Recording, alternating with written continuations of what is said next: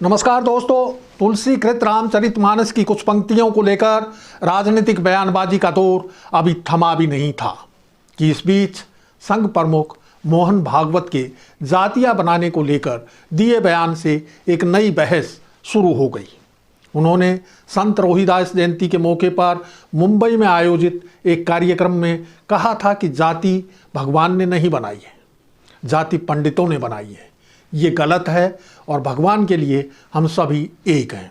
उन्होंने आगे कहा कि हमारे समाज को बांटकर पहले देश में आक्रमण हुए, फिर बाहर से आए लोगों ने इसका फ़ायदा उठाया है।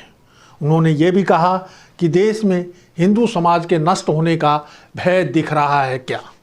यह बात कोई ब्राह्मण नहीं बता सकता, आपको समझना होगा। कोणीही उच्च नीच नाही, शास्त्रांचा आधार घेऊन पंडित लोक जे सांगत असतात ते खोटं आहे। जाती जातीच्या श्रेष्ठत्वाच्या कल्पनेमध्ये उच्च नीचतेच्या भोवऱ्यात अडकून आपण भ्रमिष्ट झालो। हा भ्रम दूर करायचा आहे। संघ प्रमुख के इस बयान की एनसीपी नेता शरद पवार और सपा नेता स्वामी प्रसाद मौर्य समेत कई ध्रुव विरोधी नेताओं ने भी तारीफ की। वहीं उत्तर प्रदेश के कई धर्मगुरुओं ने भागवत के बयान को गलत बताया और इसे सिरे से खारिज कर दिया। ब्राह्मण समुदाय में भागवत के बयान को लेकर खासी नाराजगी देखी गई। ब्राह्मण समाज के लोगों ने सोशल मीडिया पर खुलकर रोष जताया। ट्विटर पर तो भागवत के बयान को ब्राह्मण विरोधी बताकर खूब ट्रेंड किया गया और माफ़ी मांगने को कहा गया। हालांकि अगले दिन आरएसएस नेता सुनील आम्बेडकर की तरफ से भागवत के बयान पर सफाई दी गई कि उन्होंने पंडित शब्द का उपयोग विद्वान के लिए किया था, ब्राह्मण के लिए नहीं। वास्तव में देखा जाए तो संघ प्रमुख ने कोई गलत बात नहीं कही थी।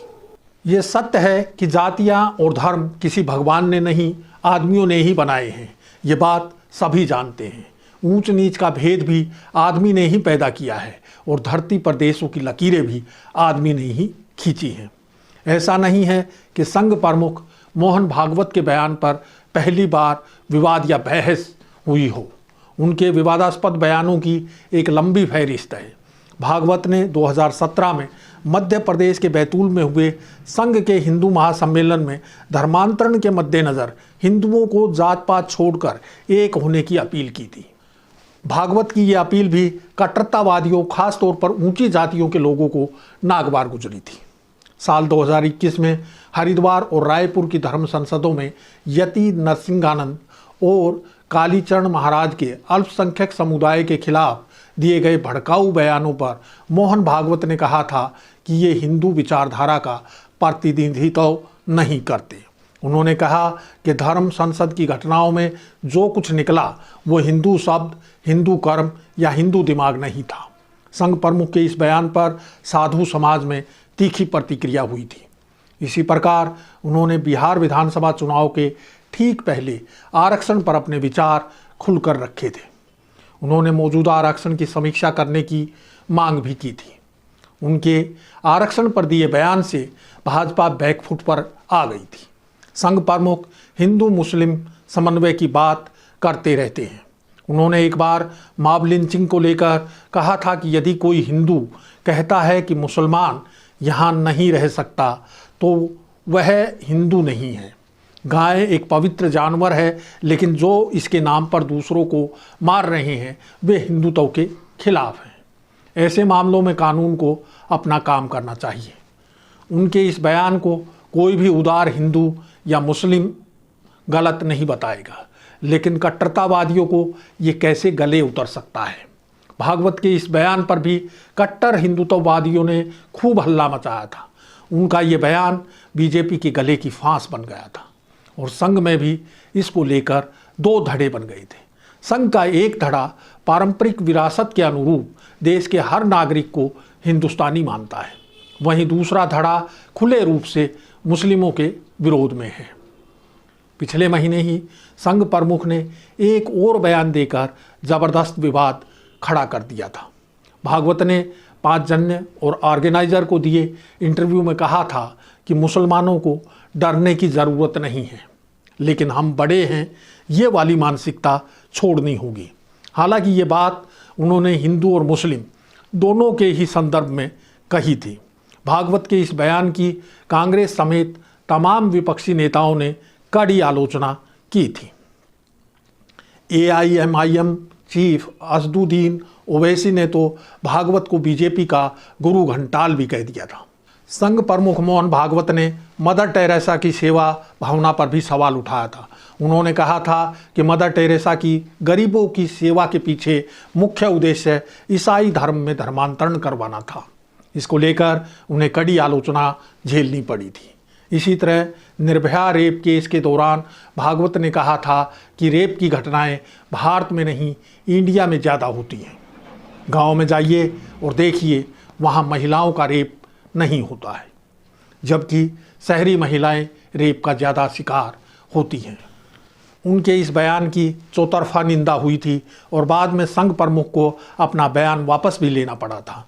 इसी तरह भागवत ने विवाह को सामाजिक समझौता बताकर भारतीय विवाह संस्था को ही कटघरे में खड़ा कर दिया था। उन्होंने कहा था कि विवाह थ्योरी ऑफ सोशल कॉन्ट्रैक्ट है, जिसके तहत पति पत्नी के बीच सौदा होता है, भले ही लोग इसे वैवाहिक संस्था कहते हैं।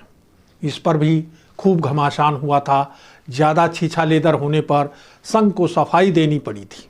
सफाई में कहा गया कि भागवत ने पश्चिमी विवाह के संदर्भ में अनुबंध की बात कही थी, जबकि समाचार माध्यमों ने इसे भारतीय संदर्भों से जोड़कर पेश किया गया। संघ प्रमुख अक्सर सभी भारतीयों का DNA एक बताने का बयान देते रहे हैं। वे भारत में रहने वाले हर व्यक्ति को हिंदू मानते हैं। वे यहाँ तक कहते हैं कि किसी को भी पूजा करने के तरीके को बदलने की ज़रूरत नहीं, क्योंकि सब रास्ते एक हो जाते हैं। लेकिन संघ और इसके सहायक संगठनों के इतिहास को देखते हुए उनकी हिंदू मुस्लिम एकता, सामाजिक समरसता, जात पात का भेदभाव खत्म करने की बातों पर दलित, हिंदू और मुस्लिम समाज का विश्वास कर पाना बेहद मुश्किल है। जब भी भागवत सामाजिक एकता की बात करते हैं तो संघ के सहयोगी माने जाने वाले संगठनों के बयानवीर हिंदुत्व की रक्षा के नाम पर मुस्लिम समुदाय के विरुद्ध आग उगलना शुरू कर देते हैं। इसी तरह की प्रतिक्रिया अन्य समुदायों, खास तौर पर दलितों के प्रति होती है। ऐसे में संघ प्रमुख मोहन भागवत के बयानों को भी राजनीतिक रणनीति के रूप में देखा जाना स्वाभाविक है। आजकल उनके मुस्लिम और दलित प्रेम को भी 2024 के लोकसभा चुनाव की रणनीति के रूप में देखा जा रहा है। संघ यदि वास्तव में देश में सामाजिक समरसता कायम करने का पक्षधर है तो ये उसके और सहयोगी संगठनों के व्यवहार में धरातल पर दिखना चाहिए। अब समय हो चला है आपसे विदा लेने का, लेकिन इससे पहले एक ज़रूरी अपील। आपको हमारा ये वीडियो पसंद आया हो तो इसे लाइक, सब्सक्राइब और शेयर ज़रूर करें। जल्द फिर हाजिर होंगे एक नए मुद्दे और नए सवालों के साथ। नमस्कार।